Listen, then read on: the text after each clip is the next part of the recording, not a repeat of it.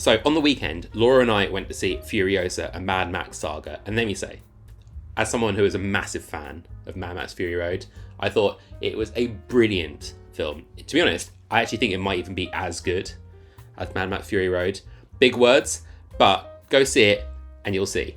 I think it's a real shame that it hasn't been doing very well comparatively at the box office, though I think that's less a marker of how good the film is and more kind of just like where we're going with streaming services and cinema. But anyway, this channel's about books, not about streaming, not about movies, all that kind of thing. It occurred to me that I couldn't think of many books that evoke the same kind of feeling as you get watching a Mad Max film. And so I set out on a mission, first of all, to define what it is that makes a Mad Max film feel like Mad Max. And second of all, to see if I could find any books that have those elements of Mad Max DNA. So here we go. It's a bit of an eclectic list, but I think there are some really good hits on this list. Some books I haven't read, some books I really want to read. If you have any recommendations, things that should be on this list, I want to hear them. Maybe get that down in the comments. So what is it that makes Mad Max feel like Mad Max? I have 5 points. So first of all, you have a post-apocalyptic, underpopulated world. One of the key features of Mad Max is this idea of the wasteland. These are areas that have like vast stretches between populated clusters. To traverse those distances, it puts you in great danger. So I think that's element number 1. Element number 2 is there being some form of scavenger industry. So in Mad Max, like, folk have cars that they've kind of bolted together from old bits, get whatever like petrol they can, dealing it from other vehicles, and kind of welding things together, and there being essentially some resource scarcity. Third point is this one is a bit more kind of about the tone. There are usually these kind of ostentatious displays of personality, that there is kind of like the underlining of the word punk in dieselpunk kind of feeling. There is kind of an element of camp humor to that as well. Just how Dementus has a parachute on his back that changes color throughout the film based on things that happen to, just cool, weird choices like that. Number 4 is there must be some element of warring factions, groups who are fighting for control of the resources, so it kind of ties into number 2. I think the last point, there is always some humanity in there. It kind of stands out in the midst of this depraved society. So, having nailed those 5 points down, let's have a look at some post-apocalyptic / dieselpunk books that may fit into these criteria. So starting off, we have 2 books that are fairly similar and often talked about together, which is The Stand by Stephen King and Swan Song by Robert McGavin. The Stand is set post some kind of pandemic that has affected the world, and you do have these rival factions that are competing against each other that kind of symbolize good and evil.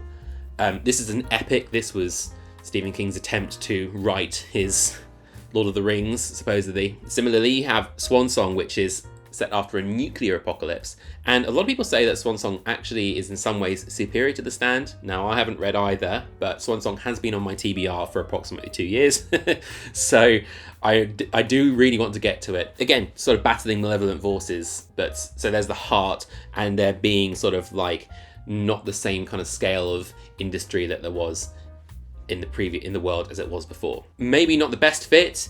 I don't think they hit all 5 points, but they are definitely worth mentioning on this list. One of my favourite post-apocalyptic books is Station 11 by Emily St. John Mandel.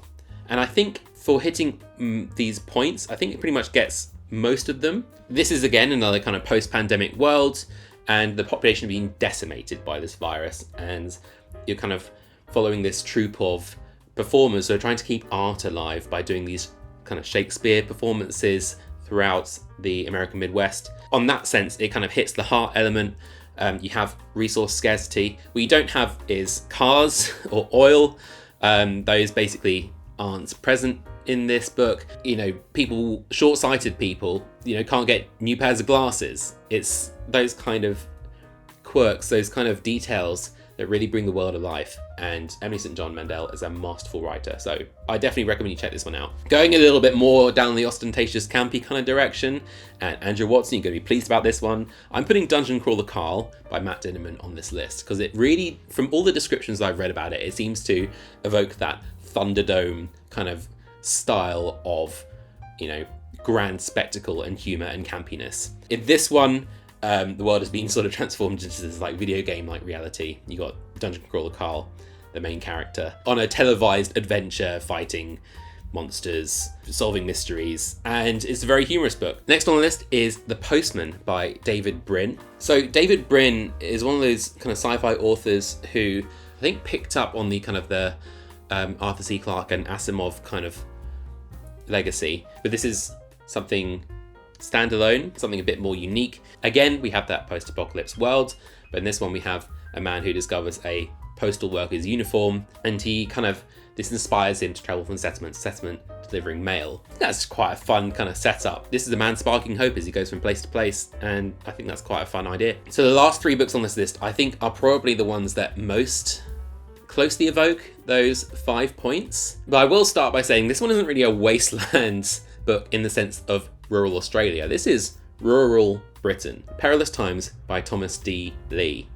This is a world that has been impacted by climate change, set I think about 50 years in the future, where basically society is crumbling. According to ancient legends, when the world is on the brink, King Arthur will return with his knights and set the world to rights. We have these oil fields that are being burned by dragons, and Sir Kay pops out of the ground beneath an ancient tree and joins up with a terrorist feminist group called FETA, who are on a mission to destroy a massive oil rig. That's kind of pretty cool.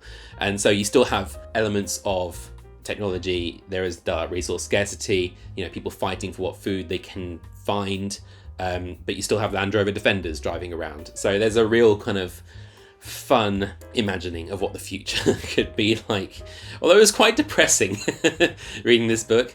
This is one I have read most of, and it definitely is a bit bleak in some senses, but it's also quite funny in other senses. So it gets the campiness too with King Arthur's knights. The next book really does sound like a full-on Mad Max book, and I'd like to thank Slime Saz, I hope I got it right, on Andrew Server for suggesting this one because it sounds brilliant. Ten Low is a book by Stark Holborn, and it follows the titular character, Ten Low, who is a former medic / convict who is trying to redeem herself on a moon which is kind of, again, has that wasteland vibe. She tries to redeem herself by rescuing this genetically engineered super soldier who also happens to be a teenager.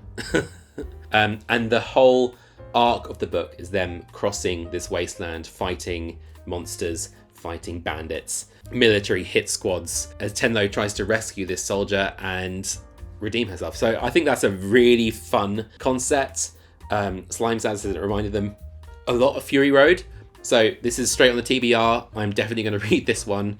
Maybe in the next month, we'll see how we go. And the last book on this list is an indie book called Molten Flux by Jonathan Weiss. From the description, it sounds sort of like, gives me that Mortal Engines kind of vibe. So we have a moving, almost like city, like a walking fortress, which is called Revance. And the lead character called Rizza is a new conscript aboard this fortress and proves themselves to be exceedingly skilled with a rifle. There are other elements of magic in this world. There's rune magic. There are like remnants of this ancient society which are buried under the ground. But once again, it's kind of like it really does feel like a full dieselpunk world. You know, there being resource wars and of course those bandits, and in this case there are also like reanimated corpses that kind of give me like zombie kind of vibes. This sounds amazing, but if you want to give it a try, Jonathan has a prequel novella on his website which you can just sign up for free and get that. That should give you hopefully a vibe of what this is like. So you can check it out. I think this is a very exciting world that he's building. There's a sequel out now as well, so maybe one that you should pick up. So there we go. Let me know in the comments, did you enjoy Furiosa, a Mad Max Saga?